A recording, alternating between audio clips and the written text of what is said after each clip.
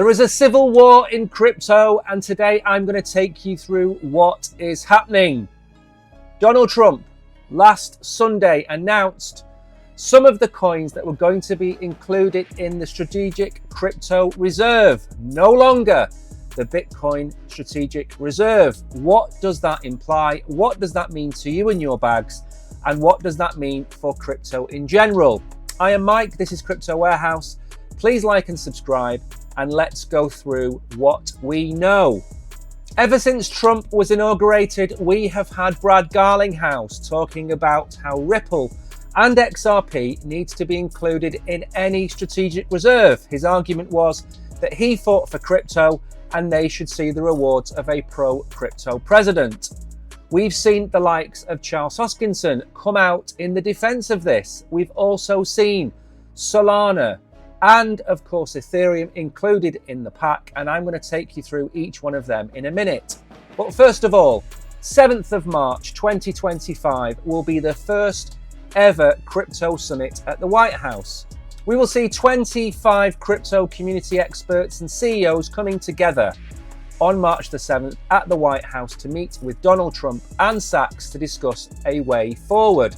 Some of the rumors are that there will be a zero-rate tax on any crypto based in America. Zero capital gains, zero income tax on any profits on those coins. I'm going to be making a second video on what I think is going to be included in addition to the 5 major coins. But the problem lies deeper than that. We all know that Bitcoin is the one true cryptocurrency. It makes up over 60% of the total crypto market cap. So why don't we have a Bitcoin strategic reserve? Very simply put, greed and sponsorships.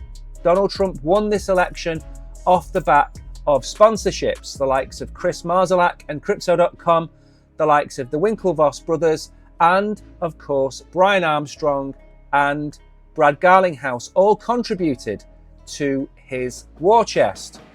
In return then, he has to repay the favour, and in doing so gives America a chance of having a crypto strategic reserve and not Bitcoin. Would they have won the election, or would they have won as many votes if they'd have gone down the path of crypto strategic reserve and not Bitcoin? Probably not. They went with Bitcoin, they're in the door, they're now going to expand it. Of course, longer term for Bitcoin, we're going to see the game theory. We're going to see other nation states start to buy Bitcoin. We've seen many companies in countries such as Japan and America start to build a Bitcoin reserve of their own. We've seen the states in America start to talk about having their own Bitcoin reserve. But what then of this news that it's going to be a crypto reserve and not a Bitcoin reserve? Well, first of all, for the purists, for the maxis out there, this is terrible news. And this is why there is a civil war. People are fighting and arguing amongst themselves. The Bitcoin maxis versus the Ethereum maxis versus the Solana maxis. Everybody hates Ripple. Why is Cardano involved? What is the reasoning for the inclusion of these 5 cryptocurrencies? Well, as you can see on the screen, here is the top 10 as it stands. Bitcoin, Ethereum, Solana, Cardano and XRP. They're 5 of the top 10. Of the other 5, we certainly won't see BNB, certainly won't see USDC and USDT, and we won't see Tron for now. So we've basically picked the only 5 cryptocurrencies in the top 10 that we could have picked. And in hindsight, and had you watched this channel, we would have probably told you to have stuck with XRP and Cardano back in those dark days when they were at 20 and 30 cents a piece. So moving forward then, what do I see for each cryptocurrency? First of all, Bitcoin. This should make up at least 70% of the strategic reserve as a minimum. Ethereum has new leadership. They have appointed a new lead. Obviously, I have been very critical of Vitalik on this channel. I don't think he's a CEO, and I don't think he should be the face of Ethereum. I do think he should be in charge of the direction of the chain, most certainly, but not the face. So Ethereum has had its time. It's failing. The price is falling, but I think under new leadership, it will recover. Solana, the most hated chain in Web3. Why? Because it has the volume, it has the most users, and of course it has its meme and degen culture. Why is that included? Of all the ones in the top 5, for me, that is the riskiest. Again, is it a private enterprise? Is it a decentralized blockchain? That's a question for a different video. Then we have Ripple and Brad Garlinghouse, probably the most centralized cryptocurrency in the top 100. Again, they're going to integrate themselves with the banking industry. XRP are in there. And then Cardano and Charles Hoskinson. My favorite person that I've mentioned so far on the board there, advising President Trump on the direction of crypto. I think we can say there will be a dissenting voice within that community as long as Charles has a seat, and that's the danger. If Charles becomes too outspoken, he could be removed, and that's what he has to be careful of. He will have to use all of those years of diplomacy to stay at the table. Now, they're the top 5.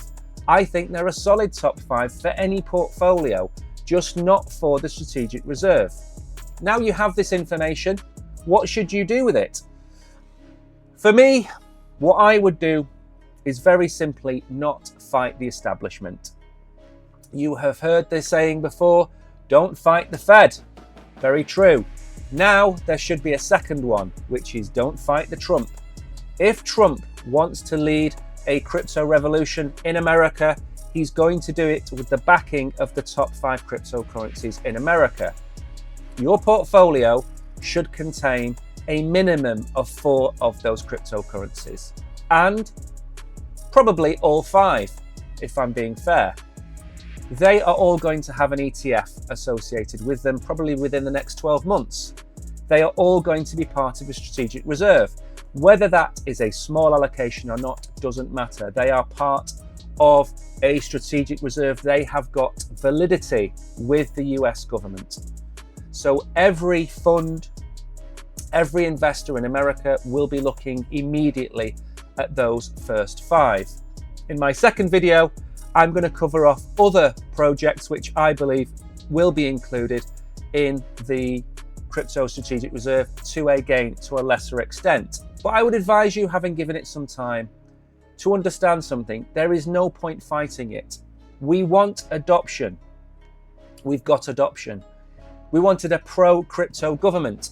We've got a pro-crypto government. We wanted Gary Gensler gone. Gary Gensler is gone. And now look at the community. It's fighting amongst itself. You've got 5 or 6 of the 7 things you wanted on your Christmas list, and you're still not happy. Why? We were never going to get absolutely everything we wanted from President Trump. We were never going to get it exactly how we wanted it. We were going to get the majority of what we wanted. You know, promises made, promises kept. Has he kept his promise to crypto? Absolutely. So we have to take the rough with the smooth. And we also have to stop having this finality that is in mainstream media, where everything is the end of something. We've got what we wanted, and we have won. As a community, we have won. Now what is happening is we are fighting over the spoils of our victory, and that is short-sighted. For crypto to win, unfortunately, we have to allow the likes of Ripple to have a seat at the table, because without that, and going solely down the route of Bitcoin was never an option given how Trump came into power. So if I was you, I would certainly check out those 5 coins. I would certainly watch our second video that we're going to make on what next for the strategic reserve. And don't forget, if you like these kind of videos, make sure to like and subscribe to Crypto Warehouse. Hit the notification bell. You have been great. I've been Mike. Until the next video.